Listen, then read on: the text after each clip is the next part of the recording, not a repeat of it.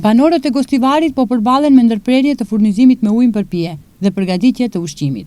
Ndërmarrja publike komunale Komunalec ka vendosur 3 cisterna me ujë të pishëm në disa pika të qytetit, të cilët duhet të mbulojnë nevojat ditore të 10 mijëra qytetarëve, deri në publikimin e rezultateve zyrtare të analizave laboratorike. Sipas njoftimit të ndërmarrjes publike Komunalec, uji nga rjeti ujësjellësit aktualisht mund të përdoret vetëm si ujë teknik. Institucionet u bëjnë thirrje qytetarëve që të mos e përdorin për pije dhe për përgatitjen e ushqimit për shkak të turbullirës së regjistruar në sistem. Nga institucionet bëjnë të ditur se janë marrë mostra për analiza të detajuara fiziko-kimike dhe bakteriologjike.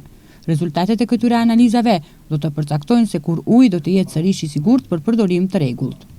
Për të zbutur mungesën e ujit të pishëm, shërbimet kompetente kanë vendosur 3 cisterna në lokacione të ndryshme. Qytetarët nga lagje të ndryshme po furnizohen me ujë në enë të ndryshme për të përmbushur nevojat bazë të familjeve të tyre. Kapaciteti i vetëm 3 cisternave përbën burimin e vetëm alternativ të furnizimit me ujë për të gjithë qytetin, duke krijuar presion shtesë mbi shërbimet komunale për mbushjen e vazhdueshme të tyre dhe mirëmbajtjen e shpërndarjes.